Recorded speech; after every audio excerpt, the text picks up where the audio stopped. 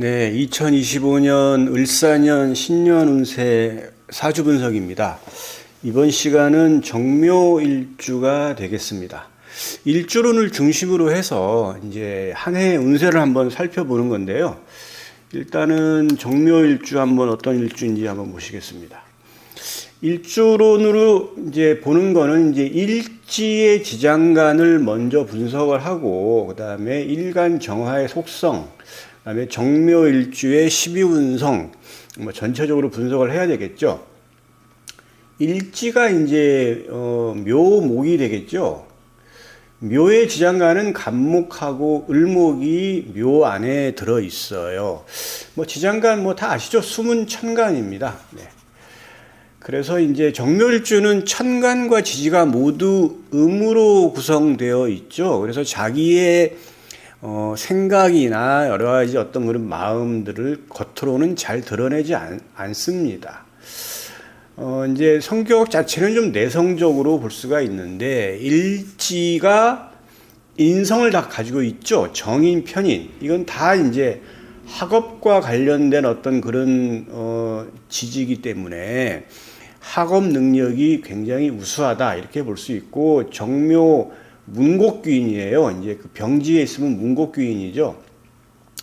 일지가 이제 배우자궁인데 일지에 인성이 있죠. 어머니가 있어요. 배우자궁에 어머니가 있으니까 어머니의 영향력이 아주 많은 일주가 정묘일주인데, 배우자궁에 어머니가 앉아 있는 거죠. 그래서 고부간의 갈등은 좀 있겠다라고 볼 수는 있겠습니다.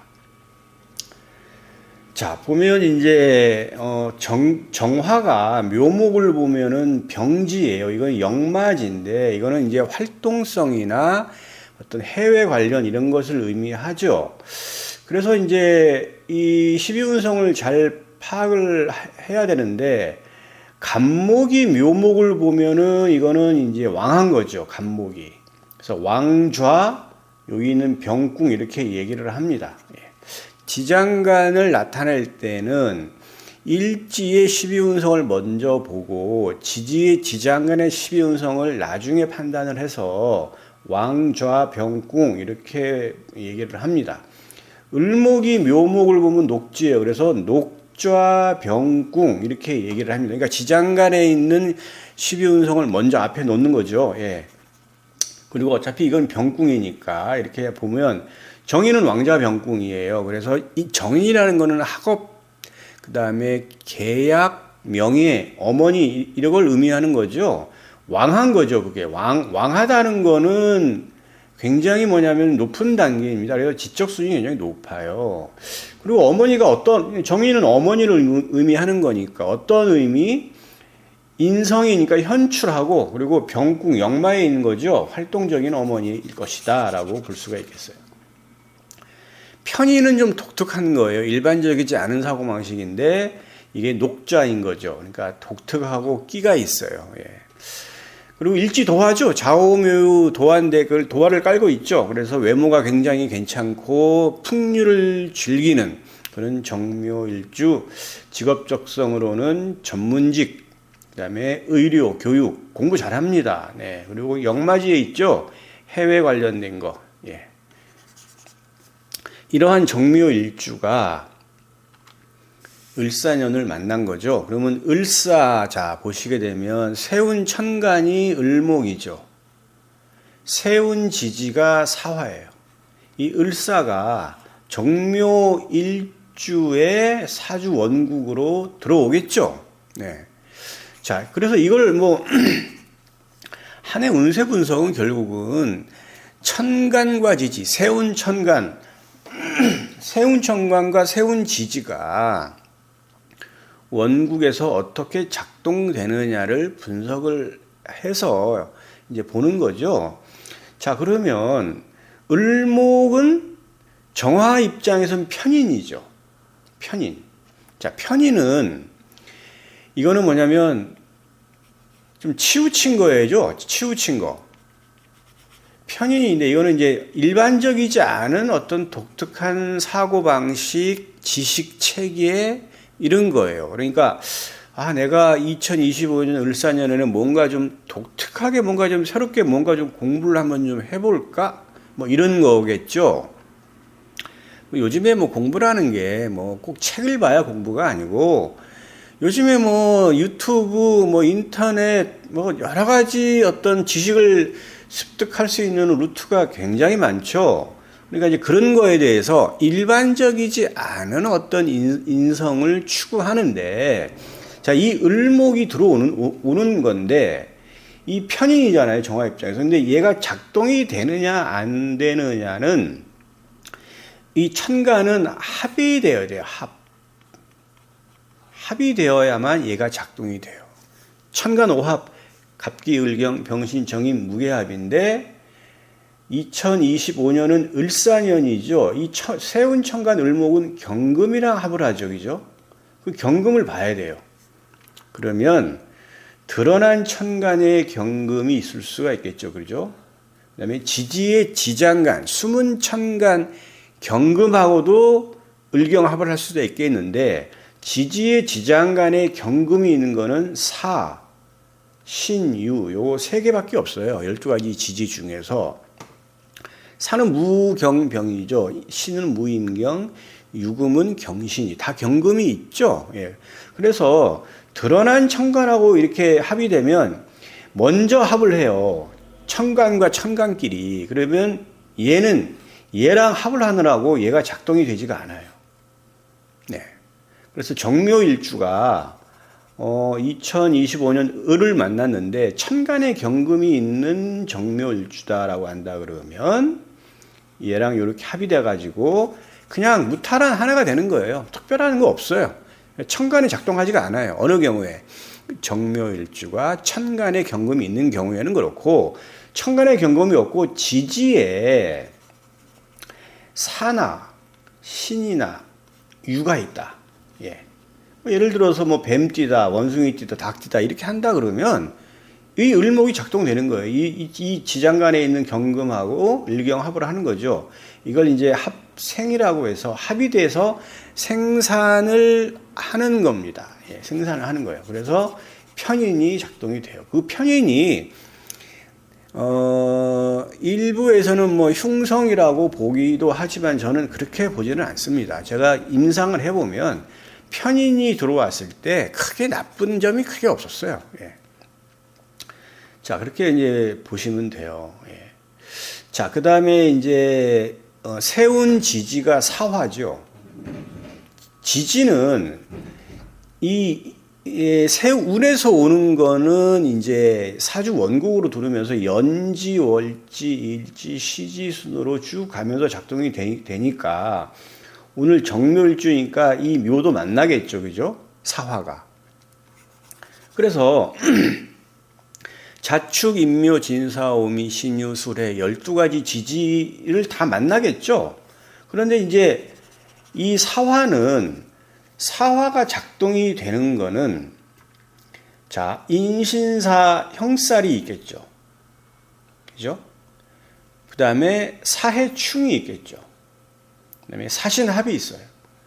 나머지는 작동하지가 않아요. 그래서 이게 형, 충, 회, 합인데, 자, 인신사는 형살이죠. 그죠? 그럼 작동이 돼요. 예. 그 다음에 충, 여기 있잖아요. 그죠? 요 네 개. 그럼 파해는 어떻습니까? 작용력이 약해서 여기서는 다루지는 않을게요. 그 다음에 합이 있죠. 그 다음에 회는 이제 삼합 방합인데, 삼합은 사유축이 작동이 되겠죠. 그죠? 사유축. 그러니까 이게 사가 작동이 되는 것만 지금 보는 거예요. 나머지는 작동하지가 않아요. 작동하지 않으면 어떻게 됩니까? 그냥 무탈한 한 해가 되는 겁니다. 예. 자, 그러면 방합, 사오미가 방합이면 사오미는 어떻습니까? 라고 볼 수 있겠지만 사오미는 세 글자가 다 붙어 있어야 돼요. 방합은. 자, 사유축은 삼합이죠. 요거는 두 글자만 있어도 작동이 돼요. 그래서 요걸 한번 이제 쭉 보시게 되면 자 없죠. 작동하지 않아요. 예. 축, 사축 이것도 작동력이 없어요. 자축인 인사, 여기, 자, 인사 있죠, 여기 인사. 인신사는 사신이 됐든 인신이 됐든 인사가 됐든 다 작동이 돼요, 형살은. 그러면 만약에 이제 정묘일주가 범띠다. 인사형이 작동이 되겠죠? 그러면 형이 작동이 되면 그 지지, 사화의 지장간, 무경병이죠. 인목의 지장간, 무병갑이죠. 전부 양의 천간이죠. 얘네들이 일단 밖으로 나와서 합을 하는데 드러난 천간과 합을 합니다. 근데 이거는 지금 전부 양의 지장간으로 구성되어 있죠. 인신사는. 그래서 음의 천간하고 을정기신계가 있다 그러면 얘네들하고 같이 합을 하면서 드러난 천간이 있다 그러면 얘네들은 실로 보는 거예요. 약간 복잡할 수 있는데 좀 곱씹어 보면 크게 어려울 게 전혀 없습니다. 제가 얘기할 건 간단해요. 인신사해는 다 지장간이 양이에요. 그러면 천간 오합은 음양이 합을 하죠. 갑기, 을경, 병신, 정인, 무기합 전부 음양으로 다 이렇게 합을 하잖아요. 그죠?